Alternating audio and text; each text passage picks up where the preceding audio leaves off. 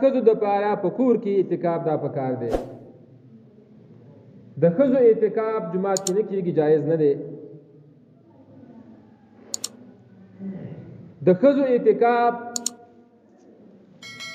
هغه هم د کور یو ګوټ به وګوري، یو طرف به وګوري، ځان له به یو ځای جوړ کړي، پرده به ولګوي، ځان له به یو جماعت جوړ کړي په هغه کور کې چې هغې ته مسجد لغوي ویلی کېږي، د کور جماعت ځان له به یو ځای جوړ کړي چې د پرېوتو پاڅېدو او د مانځه کار پکې کېږي. نو بیا د ښځې دپاره دغه د کور ځای داسې دی لکه جومات، نو دغه زنانه به د اخره پورې د دغه ځای نه بغیر د ضرورت نه نه وځي. د هغې د خوب او د هغې د آرام ځای همدغه شو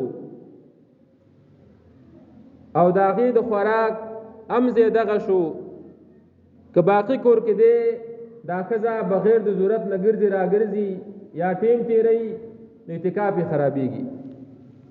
یو خو ضرورت دی لکه اودس کول شو وغیره، نه خو ضرورت کې راځي خامخا به اودس کوي، خو لکه نور بغیر د ضرورت نه دغه د خپل ځای نه چې دی په نور کور کې هغه نشي کېناستی پاڅېدی او نه خوب کولی شي، اعتکاف یې خرابېږي. او سړي دپاره ټول جماعت د اعتکاف ځای دی. لکه دا جماعت شنو هغه ګوټ نه واله د هغه ګوټه پورې، د هغه سره پورې، د هغه ګوټه پورې، خو منډو او کوټه غولې نه.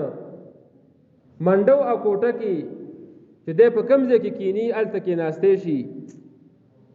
که پرده ونه هم لګوي نو لازمه نه ده، خو د دې دپاره چې هغه پریز یې راشي او کم از کم هغه خلکو سې فضول خبرې را نه شي، دې دپاره ګنې نور جماعت ټول جماعت در پاره اعتکاف دی، که په هغه ګوټ کې ناسي، که په دې ګوټ کې ناسي، که په دغه ځای کې ناسي، دا ټول جماعت ول اعتکاف دی. او ښځه په نور کور کې بیا نشي ګرځېدی، په عام منډو کې، کوټه کې، غولي کې که بغیر ضرورت نه ګرځي اعتکاف یې خرابېږي.